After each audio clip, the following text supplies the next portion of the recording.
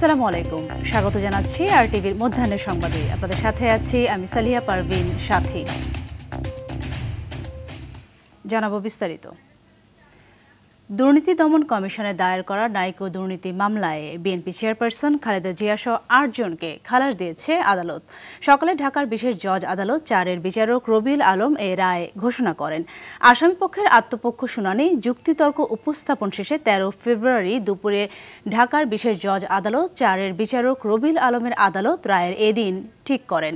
আসামিরা আত্মপক্ষ শুনানিতে নিজেদের নির্দোষ দাবি করেন। মামলার প্রধান আসামি খালেদা জিয়া চিকিৎসার জন্য দেশের বাইরে থাকায় আদালতে হাজির হতে পারেননি। তার পক্ষে অ্যাডভোকেট আমিনুল ইসলাম হাজিরা দেন। এর আগে গত 5 ফেব্রুয়ারি মামলার সাক্ষ্য গ্রহণ শেষ হয়। এ মামলায় 68 জন সাক্ষীর মধ্যে 39 জনের সাক্ষ্য নেওয়া হয়েছে বলেও জানান অ্যাডভোকেট আমিনুল ইসলাম।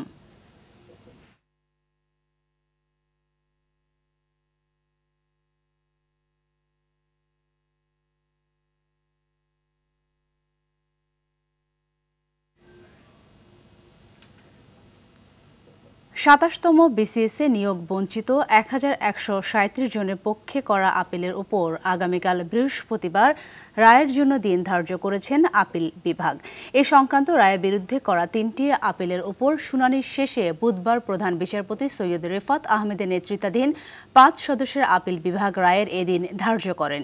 ওই বিসিএসে প্রথমবারের মৌখিক পরীক্ষা বাতিলের সিদ্ধান্ত বৈধ ঘোষণা করে হাইকোর্টের দেওয়া রায় বহাল রেখে 2010 সালে 11 জুলাই আপিল বিভাগ রায় দেন। এ রায় পুনর্বিবেচনা চেয়ে 1137 জনের পক্ষে 140 জন গত বছর পৃথক আবেদন করেন। শুনানি নিয়ে গত বছরে 7 নভেম্বর আপিল বিভাগ লিভ টু আপিল মঞ্জুর করে আদেশ দেন। এর ধারাবাহিকতায় পৃথক 3টি আপিলের উপর শুনানি হয়।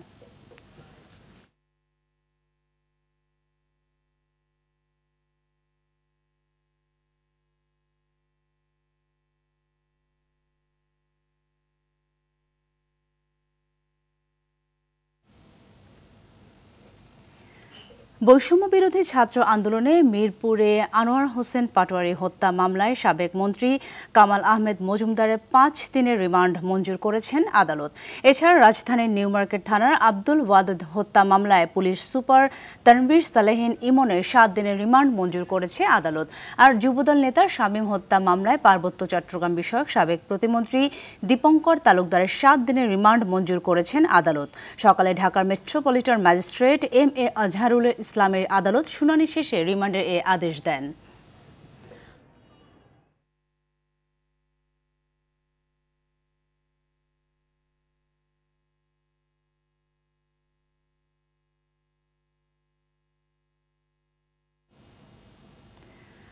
খুলনা প্রকৌশল ও প্রযুক্তি বিশ্ববিদ্যালয় কুয়েটের শিক্ষার্থীদের উপর হামলার ঘটনায় ব্যর্থতা দায়ের স্বীকার এবং নিঃশর্ত ক্ষমা চেয়ে উপাচার্য, উপ উপাচার্য ও ছাত্র বিষয়ক পরিচালকের পদত্যাগ সহ 5 দফা দাবি জানিয়ে আলটিমেটাম দিয়েছে বিশ্ববিদ্যালয়ের শিক্ষার্থীরা। মঙ্গলবার রাতে সংবাদ সম্মেলন করে এসব দাবি তোলা হয়। এই ঘটনায় ধারালো অস্ত্র হাতে অবস্থান নেওয়া যুবদল নেতা মাহবুবুর রহমানকে বহিষ্কার করা হয়েছে। মঙ্গলবার রাতে কেন্দ্রীয় যুবদলের দপ্তর সম্পাদক নুরুল ইসলাম সোহেলের সই করা এক বিজ্ঞপ্তিতে তথ্য জানানো হয়। এদিকে জুলাই অভ্যুত্থানের স্মৃতিকে তাজা রাখতে আজ সারা দেশে ভিডিও চিত্র প্রদর্শন করবে বৈষম্য বিরোধী ছাত্র আন্দোলন। একই সঙ্গে খুলনা প্রকৌশল ও প্রযুক্তি বিশ্ববিদ্যালয়ে শিক্ষার্থীদের উপর হামলার ভিডিও চিত্র প্রদর্শনী করা হবে।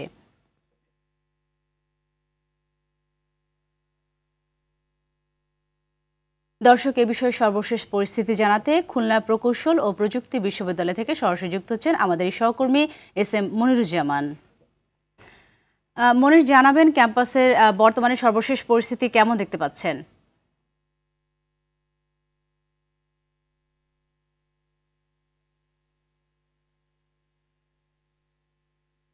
আমার পিছনে রয়েছে যে মেডিকেল সেন্টার, সেখানে অবস্থান করছেন সাধারণ শিক্ষার্থীরা। তারা কিন্তু একটা পর্যন্ত সময় বেঁধে দিয়েছেন তাদের যে 5 দফা দাবি ছিল, তার পরবর্তীতে আরো 1 দফা দাবি, মোট 6 দফা দাবি বাস্তবায়ন না হলে একটার পর থেকে কিন্তু তারা শিক্ষা পরীক্ষা সহ সকল কার্যক্রম স্থগিত করে দেবেন, এমনটাই ঘোষণা করেছেন। আপনারা দেখতে পাচ্ছেন যে আমার সামনে শিক্ষার্থীরা রয়েছেন এবং শিক্ষার্থীদের সঙ্গে এই মুহূর্তে আলোচনা করছেন শিক্ষক সমিতির সভাপতি সাধারণ সম্পাদক শিক্ষক সমিতির সভাপতি সাধারণ সম্পাদক শিক্ষার্থীদের যে কথা বলেছেন তাতে কিন্তু তারা সন্তুষ্ট হচ্ছে না, যার ফলে কিন্তু তারা অনেক সময় ভুয়া ভুয়া বলে উচ্চারণ করছেন। সাধারণ শিক্ষার্থীরা বলেছেন যে তাদের দাবি না আদায় হওয়া পর্যন্ত তারা কিন্তু তাদের এই আন্দোলন চালিয়ে যাবেন এবং তারা যতক্ষণ পর্যন্ত তাদের এই আন্দোলন চলবে ততক্ষণ কিন্তু তারা সকল প্রকার শিক্ষা কার্যক্রম চলতে দেবেন না। সেসঙ্গে আপনাকে জানাই রয়েছে অপরদিকে যে অপরপক্ষ ছাত্রদল তারা কিন্তু 12টায় খুলনা প্রেস ক্লাবে একটি সংবাদ সম্মেলনের আয়োজন করেছে বলে আমি জানতে পেরেছি। সেখান থেকে হয়তো ছাত্রদল অন্য কোনো কর্মসূচি ঘোষণা করতে পারে। তবে পিছনে শুনতে পাচ্ছেন যে ভুয়া ভুয়া স্লোগানে কম্পিত হচ্ছে খুলনা কুয়েট ক্যাম্পাস এবং শিক্ষকরা যে তাদেরকে যে প্রতিশ্রুতি দিচ্ছেন সেই প্রতিশ্রুতিকে তারা বিশ্বাস করতে পারছেন না, তারা আশ্বস্ত হচ্ছেন না, যার ফলে কিন্তু একটা পর্যন্ত তারা সময় বেরিয়ে দিয়ে একটার মধ্যে ডিসি সহ কর্মীদের না করলে তারা তাদের কার্যক্রম চালিয়ে যাবেন এবং তারা আগামীতে আরো কঠোর কর্মসূচি ঘোষণা করবেন এমন কিছুক্ষণ আগে একজন শিক্ষার্থী আমাকে জানিয়েছেন। এই ছিল খুলনা বিশ্ববিদ্যালয় থেকে। ধন্যবাদ মনির। বরিশাল শের-ই-বাংলা মেডিকেল কলেজ হাসপাতালে শিক্ষার্থীদের ডাকা কমপ্লিট শাটডাউন কর্মসূচি চলছে। এ বিষয়ে বিস্তারিত জানাতে সেখান থেকে আমাদের সঙ্গে সরাসরি যুক্ত হচ্ছেন সহকর্মী আরিফুল ইসলাম। আরিফ, শিক্ষার্থীদের কমপ্লিট শাটডাউন কর্মসূচির বিষয়ে সর্বশেষ কি তথ্য আছে আপনার কাছে? জি সাথী, ধন্যবাদ আপনাকে। আসলে আপনি যেমনটি জানতে চেয়েছেন, ঐতিহ্যবাহী বরিশাল যে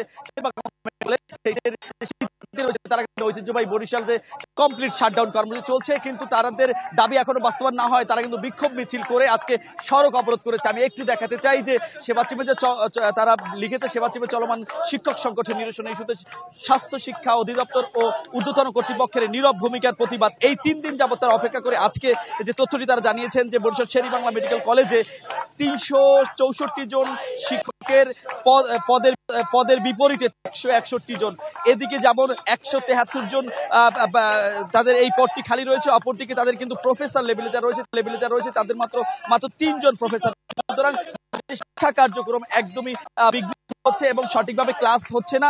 দীর্ঘদিন যাবত তারা এই কর্মসূচি করবে বলে শিক্ষার্থীরা কলেজের যারা প্রশাসন রয়েছে তাদেরকে বারবারই বলে যাচ্ছিল। এবং আপনি জানবেন যে বরিশালে এর আগে স্বাস্থ্য সচিব এবং অন্যান্য যে কর্মকর্তা রয়েছেন তাদের কাছেও তারা বলেছিলেন এবং বলেছে বারবারই যে যদি কিনা তাদের শিক্ষক সংকট নিরসন না করা হয় তারা বিভিন্ন কর্মসূচিতে বাধা রাখবে। কিন্তু এই এতদিন হয়ে গেল তাদের এই যে হুঙ্কার সেটি আসলে বাস্তবায়ন হয়নি। ফলে এই 3 দিন যাবত কোনো ধরনের ক্লাস কিন্তু তারা করছে না, সকল ধরনের ক্লাস বর্জন এবং প্রশাসনিক যে কার্যক্রম সেটি যেই ক্লাসের যারা রয়েছে শিক্ষক যারা রয়েছে তারা করে যাচ্ছে, তবে কোনো ধরনের ক্লাস হচ্ছে না। এরপরও এখন পর্যন্ত ঊর্ধ্বতন কর্তৃপক্ষ কিংবা ঢাকা কেন্দ্রিক মন্ত্রণালয় থেকে এখন পর্যন্ত তাদের কাছে কোনো চিঠি কিংবা কোনো নির্দেশনা আসেনি। ফলে আসলে তারা পরবর্তীতে নতুন কর্মসূচি হিসেবে আজকে এই মানববন্ধন বিক্ষোভ এবং বরিশালের যে প্রধান। ধন্যবাদ আরিফ। দর্শক, নাইকো দুর্নীতি মামলার বিষয়ে হাইকোর্ট এলাকায় কথা বলছেন ব্যারিস্টার কায়সার কামাল। সরাসরি চলে যাচ্ছে সেখানে। খারিজ করে দিলেন, বাতিল করে দিলেন, কিন্তু দেশনেত্রী বেগম খালেদা জিয়া শেখ হাসিনার সময় যে কন্ট্রাক্টটা হয়েছিল সেই কন্ট্রাক্টটা শুধু পারফর্ম করছিলেন। তার জন্য বেগম খালেদা জিয়াকে দিনের পর দিন আদালতের কাঠগড়ায় হাজিরা দিতে হয়েছিল এবং সেটা করা হয়েছিল অত্যন্ত উদ্দেশ্যমূলকভাবে। শেখ হাসিনার যে রাজনৈতিক স্কিম ছিল, নীল নকশা ছিল, তা বাস্তবায়নের জন্যই বেগম খালেদা জিয়াকে আসামির কাঠগড়ায় দাঁড় করানো হয়েছিল। অসংখ্য ধন্যবাদ। প্রতি বছরই রমজান আসার আগেই সব ধরনের পণ্যের দাম হু হু করে বাড়তে শুরু করলেও এবারের চিত্র কিছুটা ভিন্ন। শুল্ক ছাড় দেওয়ার পাশাপাশি ঋণপত্র খুলতে মার্কিন ডলারের সংকট কেটেছে। ফলে এবার রমজান উপলক্ষে নিত্যপণ্যের আমদানি দ্রুত বাড়ছে। জানুয়ারি মাসে বিপুল পরিমাণ নিত্যপণ্য আমদানি হয়েছে, যা অনেক ক্ষেত্রে পুরো রোজার মাসের চাহিদার সমান। বাজারে কোনো পণ্যের সরবরাহ ঘাটতি হওয়ার আশঙ্কা নেই বলে মনে করছেন সংশ্লিষ্টরা। এছাড়া আসন্ন পবিত্র রমজান মাসে বাজারে নজরদারি আরও জোরদার করতে যাচ্ছে বাণিজ্য মন্ত্রণালয়। আজ থেকে ঢাকা মহানগরীতে বাজার তদারকির জন্য কাজ শুরু করবে 3টি টিম।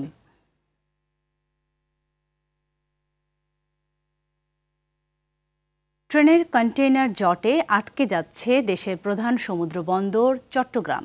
চট্টগ্রাম বন্দরের ভেতর ও বাইরে প্রায় ১৬০০ কন্টেইনার আটকে রয়েছে। এছাড়া জাহাজ থেকেও আরও কন্টেইনার নামার অপেক্ষা রয়েছে। চট্টগ্রাম থেকে দিনে প্রায় ৪টি ট্রেনে পণ্য ভর্তি কন্টেইনার ঢাকায় ছেড়ে যাওয়ার কথা থাকলেও গত ২ দিনে একটি ট্রেনও যাচ্ছে না। ইঞ্জিন সংকটে পর্যাপ্ত ট্রেন পরিচালনা করতেও পারছে না রেলওয়ে কর্তৃপক্ষ। এতে রমজান উপলক্ষে বন্দর দিয়ে আসা এসব পণ্য ঢাকা থেকে দেশের বিভিন্ন এলাকায় সরবরাহ করা যাচ্ছে না। জানা যায়, পণ্য ভর্তি এসব কন্টেইনার বেশিরভাগ রমজান উপলক্ষে আসা ভোগ্যপণ্য এবং ইন্ডাস্ট্রিয়াল পণ্য। সঠিক সময়ে সরবরাহ না হলে দেশে পণ্যের কৃত্রিম সংকটের আশঙ্কা করছেন ব্যবসায়ীরা।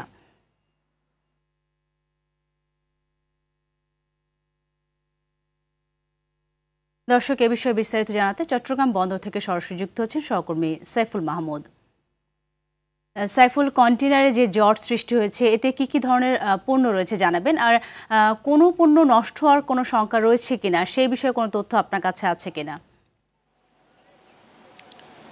জি সাথী, আসলে যেমনটি বলেছেন, রেলের ইঞ্জিনের স্বল্পতার কারণে কিন্তু চট্টগ্রাম বন্দরে কন্টেইনার জট দেখা দিয়েছে। আমি আসলে আপনাদেরকে একটু দেখানোর চেষ্টা করছি। এই মুহূর্তে আমরা যে জায়গাটিতে দাঁড়িয়ে আছি এখান থেকে কিন্তু আসলে যেই কন্টেইনারগুলো ঢাকা যাচ্ছে ঠিক সেখানে দাঁড়িয়ে আছি আমরা এবং এই রেল লাইনের উপরে কিন্তু ট্রেনের কন্টেইনার নিয়ে ট্রেন কিন্তু অপেক্ষা করছে। ইঞ্জিন স্বল্পতার কারণে কিন্তু আসলে যেতে পারতেছে না। প্রতিদিন চট্টগ্রাম বন্দর থেকে 4টি ট্রেন কিন্তু ঢাকা কন্টেইনার নিয়ে যায়। প্রতিদিন একটি ট্রেনে করে 140 থেকে 160টি কন্টেইনার নিয়ে যাওয়া হচ্ছে, কিন্তু গত 2 দিনে কিন্তু একটি ট্রেনও কিন্তু ছেড়ে যায়নি এবং এই মুহূর্তে কিন্তু কন্টেইনার জট দেখা দিয়েছে এবং যেই কন্টেইনারগুলো রয়েছে সেই প্রতিটি কন্টেইনারে কিন্তু রমজানের পণ্য রয়েছেন বলে ব্যবসায়ীরা জানিয়েছেন। তবে সেখানে কিন্তু ভোগ্যপণ্য রয়েছেন এবং নিত্যপণ্য রয়েছেন। তবে যেই ফল রয়েছেন সেগুলো কিন্তু আসলে পৌঁছে দেওয়ার সম্ভাবনা এই মুহূর্তে কিন্তু কম, যেহেতু আসলে মাত্র 2-1 দিনের সমস্যা, হয়তো পরবর্তীতে দীর্ঘ সমস্যা হলে তাহলে কিন্তু এগুলি পচার একটা সম্ভাবনা রয়েছে। যেহেতু রমজান উপলক্ষে অনেক ব্যবসায়ী খেজুর এবং ফল ফ্রুট বিদেশ থেকে আমদানি করেছেন। যদি স্বল্প সময়ের মধ্যে এটা সমাধান করা না হয় তাহলে দীর্ঘ সময় লেগে যায়, তাহলে কিন্তু এই পণ্যগুলো নষ্ট হওয়ার সম্ভাবনা রয়েছে। আমরা কথা বলেছিলাম বন্দর সচিবের সাথে, তিনি জানালো আসলে তারা রেলওয়ে কর্তৃপক্ষের সাথে যোগাযোগ করছেন, যত দ্রুত সম্ভব তারা কিন্তু চেষ্টা করছেন এই কন্টেইনারগুলো চট্টগ্রাম বন্দর থেকে বের করার জন্য এবং এই কন্টেইনারগুলো আসলে চট্টগ্রাম বন্দর থেকে বেরিয়ে ঢাকা যাচ্ছেন। ঢাকার পরেই সেখান থেকে কিন্তু বিভিন্ন দেশের বিভিন্ন গন্তব্যে যাবে সেখান থেকে। তবে শুধু চট্টগ্রাম বন্দরে নয়, এই আউটারে কিন্তু অনেকগুলো জাহাজ কিন্তু কন্টেইনার বাহী জাহাজ অপেক্ষা করতেন। সেই জাহাজও কিন্তু যখনই জাহাজ থেকে কন্টেইনারগুলো বন্দরে নামবে তখন কিন্তু আরও জট হওয়ার সম্ভাবনা রয়েছেন। তবে রেলওয়ে কর্তৃপক্ষ বলছেন তারা চেষ্টা করছেন এটা আসলে সমাধান করার জন্য, যত দ্রুত সম্ভব তারাও কিন্তু চাইছেন এটা সমাধান হওয়ার জন্য। তবে ব্যবসায়ীরা বলছেন যেহেতু কন্টেইনার বের করতে পারতেছেন না, তারা কিন্তু এটি ফ্লান্টি দিতে হচ্ছে এবং এটি কিন্তু ব্যবসায়ীরা জানালো আসলে এই ফ্লান্টিটা তখন ভোক্তা পর্যায়ে গিয়ে পৌঁছাবে বলে তারা মনে করছেন। তবে ক্রেতা এবং যারা কন্টেইনার মালিক তারা চাচ্ছেন দ্রুত এটার একটা সমাধান। সাথী, এই ছিল আমার কাছে এই মুহূর্তে কন্টেইনার জট নিয়ে সর্বশেষ তথ্য। অসংখ্য ধন্যবাদ আপনাকে। বায়ু দূষণে আজ সকালে বিশ্বের শীর্ষে অবস্থান করেছে ঢাকা। সুইজারল্যান্ড ভিত্তিক প্রতিষ্ঠান আইকিউএয়ারের মান সূচকে ঢাকার গড় বায়ুর মান 261। বায়ুর মানের এমন অবস্থাকে খুব বেশি অস্বাস্থ্যকর হিসেবে গণ্য করা হয়। এমন পরিস্থিতিকে মারাত্মক বলছেন বিশেষজ্ঞরা। রাজধানী ঢাকায় গতকাল সন্ধ্যায় বৃষ্টি হয়। সাধারণত বৃষ্টি হলে বায়ু দূষণের পরিমাণ কমে আসে, কিন্তু বাস্তবে তা হয়নি। আজ ঢাকাবাসীর উদ্দেশ্যে আইকিউএয়ারের দেওয়া সতর্ক বার্তায় ঘরের বাইরে বের হলে অবশ্যই মাস্ক পরার পরামর্শ দেওয়া হয়েছে। খোলা স্থানে ব্যায়াম না করা এবং ঘরের জানালা বন্ধ রাখারও পরামর্শ দেওয়া হয়েছে। বায়ু দূষণে আজ দ্বিতীয় স্থানে আছে পাকিস্তানের লাহোর। এবারে আন্তর্জাতিক প্রসঙ্গ। যুদ্ধ বন্ধে ইউক্রেনকে ছাড়াই শেষ হয়েছে রুশ মার্কিন আলোচনা। মঙ্গলবার হওয়া এই বৈঠক সফল হওয়ার দাবি করেছে রাশিয়া। প্রেসিডেন্ট পুতিনের বৈদেশিক নীতি বিষয়ক উপদেষ্টা ইউরি উশাকভ রাশিয়া ও মার্কিন প্রেসিডেন্টের মধ্যে একটি সম্ভাব্য বৈঠকের শর্ত নিয়ে আলোচনা হওয়ার কথা জানান। তবে বৈঠকের জন্য এখনও কোনো তারিখ নির্ধারণ করা হয়নি। এই আলোচনায় ইউক্রেনের কোনো কর্মকর্তাকেও রাখা হয়নি, যদিও এতে বরাবরই ইউক্রেনকে সম্পৃক্ত করার কথা বলে আসছেন প্রেসিডেন্ট ভলোদিমির জেলেনস্কি। এদিকে সৌদি আরবে যুক্তরাষ্ট্র রাশিয়ার আলোচনা চলাকালে তুরস্কের প্রেসিডেন্ট রিসেপ তাইয়েপ এরদোয়ানের সঙ্গে বৈঠক করেছেন ইউক্রেনের প্রেসিডেন্ট ভলোদিমির জেলেনস্কি। মধ্যাহ্নের সংবাদ এই পর্যন্তই। দুপুরের সংবাদ 2:15টায় দেখার আমন্ত্রণ রইল। ধন্যবাদ সবাইকে।